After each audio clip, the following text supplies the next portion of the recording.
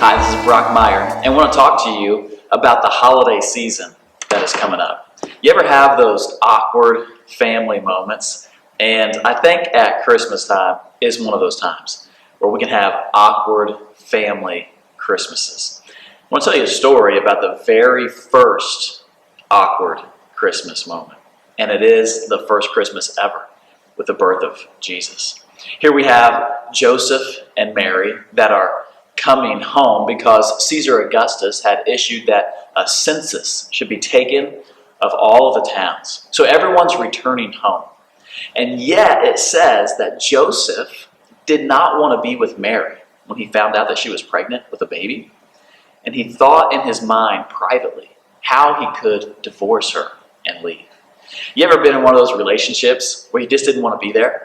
And you knew, I'm dating this girl, you're dating this guy, and you just know it's over.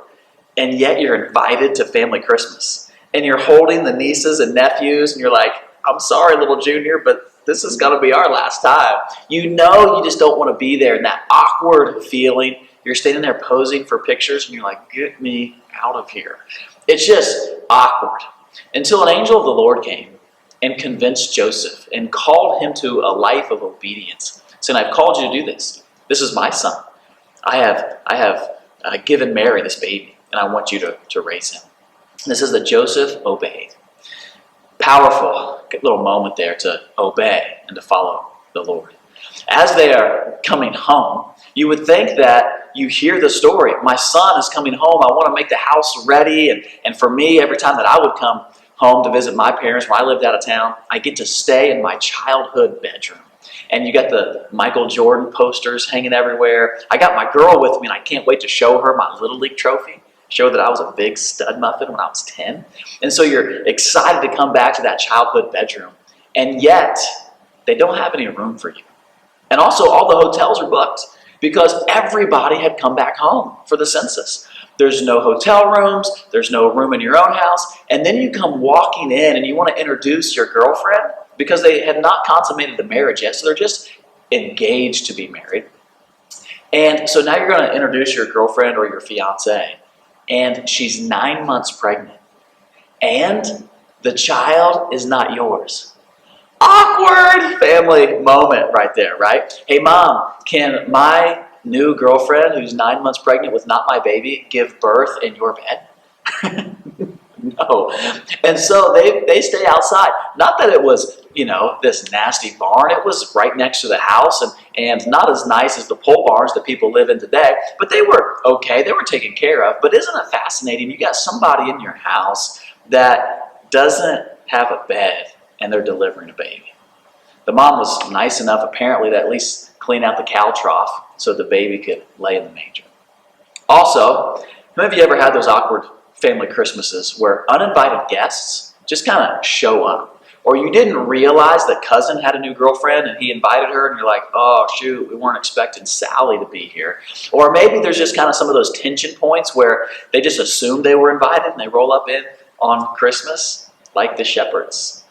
And so these shepherds see these stars moving around, and an angel comes and says, there's this child that is born who's going to save all of Jerusalem and the Jews. And so go and see this child that's born. And here's Mary in this vulnerable moment. It's like these wedding crashers roll in, except it's not a public wedding, it's a private birthing. And then the privacy of this moment, these stinky, smelly shepherds walk in on this moment. I'm reminded of those that are going to bring the life of Christ everywhere we go. We just have to be ready to have moments where people just show up in our life. They knock on our door uninvited. They come over without setting up a meeting. They're just there. And our response is we lay our lives down again and again because we're bringing the life of Christ, even when it should be a private family moment. Sometimes God calls us to do that.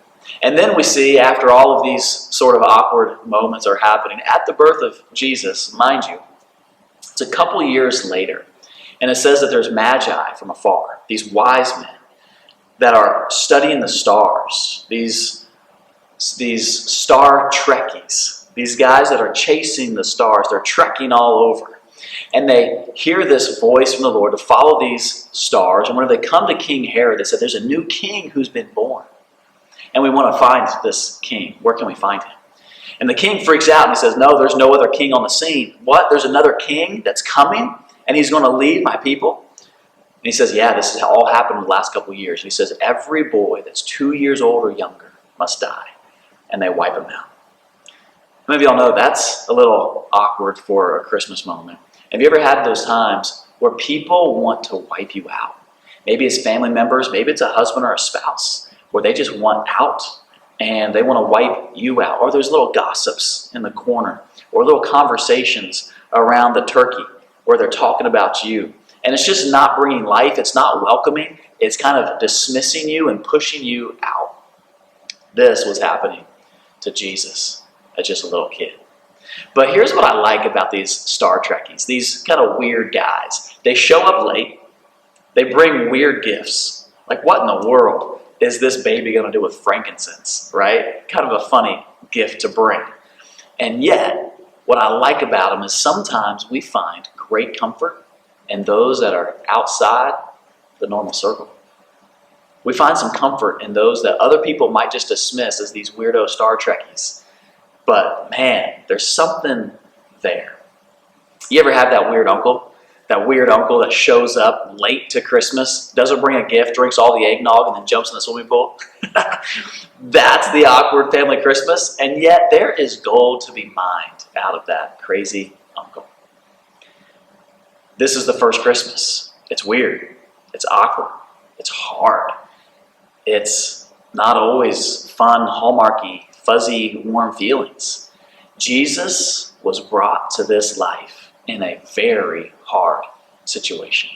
And can you go through your family Christmas, no matter how easy, no matter how hard, no matter how much the trials, and have a perspective that says, this is my family.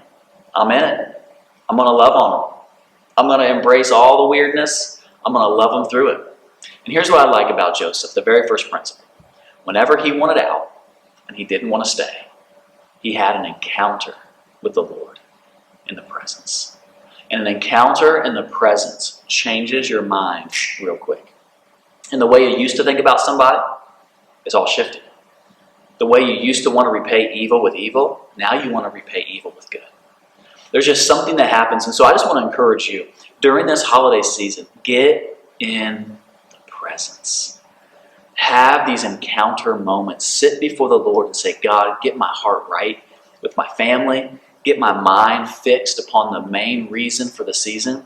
Jesus, I pray that this would be an awesome time, not a time of division, where the holidays highlight all of our weirdnesses and all of our idiosyncrasies, but allow the presence to shine its light on these awesome moments of my family, where I can mine the gold and get the best out of this holiday season. Come on, family, I know you can do it, and I'm believing that you would have a very Merry Christmas.